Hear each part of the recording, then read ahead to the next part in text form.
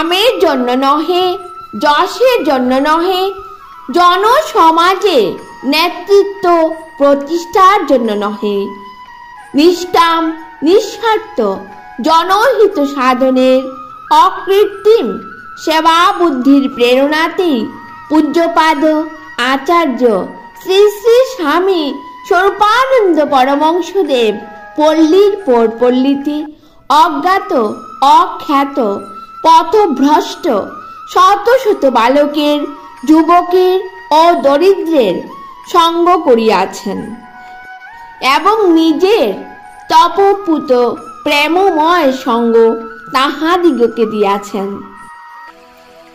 ওম অখণ্ড সংহিতা বা অখণ্ড মণ্ডলেশ্বর শ্রী শ্রীমৎ স্বামী স্বরূপানন্দ পরমহংসদেবের উপদেশবাণী তৃতীয় খণ্ড।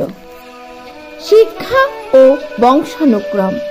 পরমারাধ্য শ্রী শ্রী বাবা মুনি বলিলেন, শিক্ষা ও বংশানুক্রম নিয়ে পণ্ডিতে বড় কলহ।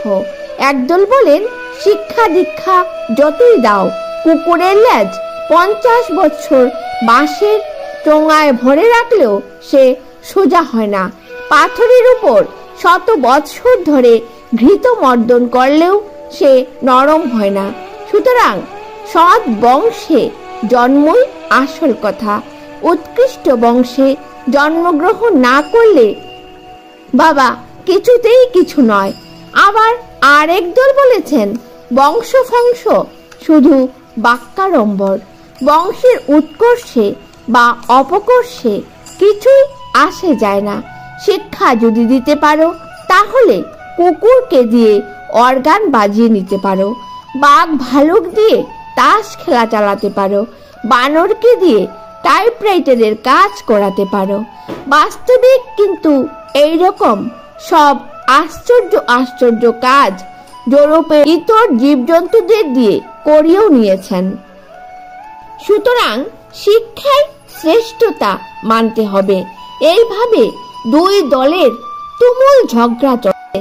কিন্তু বাস্তবিক প্রস্তাবে একটি জাতিকে বড় হতে হলে এই দুটো মতেরই সামঞ্জস্য স্থাপন করা চাই।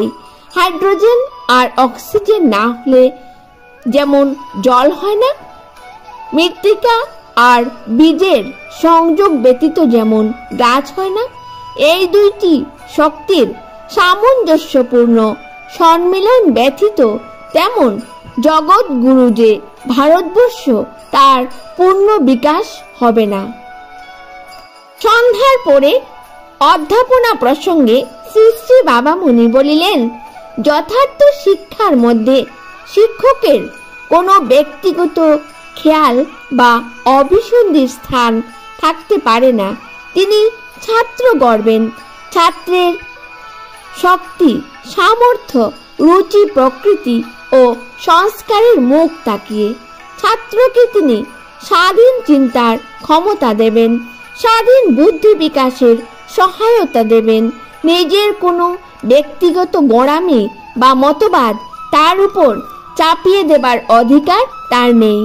যুগে যুগে ঘটনার যে বিবর্তন হচ্ছে, তার সঙ্গে জীবনটাকে খাপ খাইয়ে নেবার পূর্ণ যোগ্যতা এবং সহস্র বিরুদ্ধ অবস্থার সঙ্গে লড়াই করে তাতে বিজয়ী হবার পূর্ণ সামর্থ্য যাতে ছাত্র লাভ করতে পারে, এটাই হবে শিক্ষার প্রকৃত লক্ষ্য। পরন্তু নির্দিষ্ট একটা দলের লোক সংখ্যা বাড়াবার জন্য আড়াকাঠির আড্ডারূপে শিক্ষা প্রতিষ্ঠানগুলিকে ব্যবহার করা যেতে পারে না। শিক্ষকের ব্রহ্মচর্য কেন আবশ্যক? তৎপরে শ্রী শ্রী বাবা মুনি বলিলেন, শিক্ষক যিনি হবেন, ব্রহ্মচর্যের সাধনায় তাকে সিদ্ধ হতে হবে, নতুবা তার উপদেশ ছাত্রের জীবনের উপরে কোনো ক্রিয়া করবে না। বলহীন ধনুর্বিদের তীর যেমন কারো চর্মভেদ করে না, ঠিক তেমনি অব্রহ্মচারী আচার্যের উপদেশও শিষ্যের মর্মভেদ করতে অক্ষম হয়। তারপরে শ্রী শ্রী বাবা মুনি বলিলেন, জীবন সাধনার দুইটি দিক আছে, একটি তার গভীরতার দিক, অপরটি তার ব্যাপকতার দিক।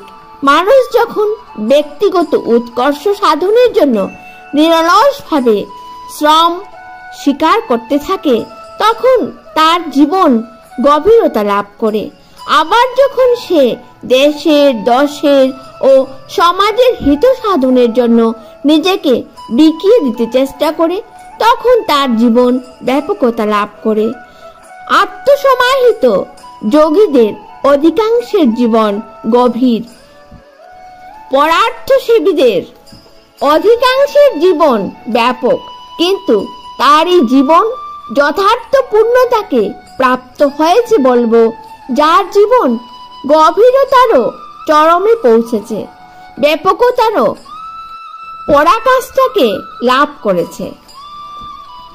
তৎপরে আমাদের প্রাণের ঠাকুর শ্রী শ্রী বাবা মুনি বললেন, শিক্ষার লক্ষ্য যে কি হবে এই নিয়ে মতভেদ হতে পারে।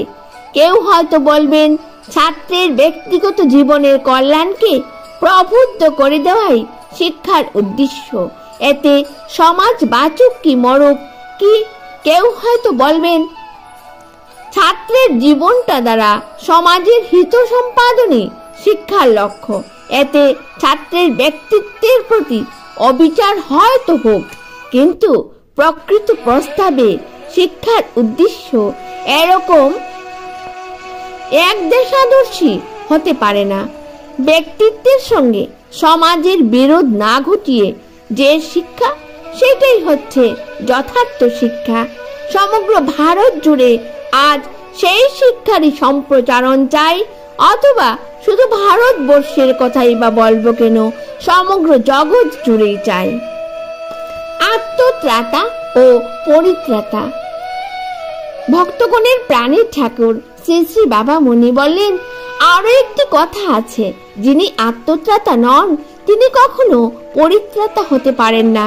নিজেকে যিনি উদ্ধার করেননি, পরের উদ্ধার তার দ্বারা কি রূপে সম্ভব হবে? আর যিনি পরিত্রাতা কাল তিনি আত্মত্রাতা নিশ্চিন্ত ছিলেন। সবাইকে সশ্রদ্ধ জয়গুরু জানিয়ে আজকের মতো শেষ করছি।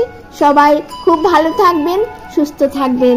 এরকম আরো নতুন নতুন ভিডিও নিয়ে আপনাদের সামনে পরবর্তীতে উপস্থিত হব। জয়গুরু।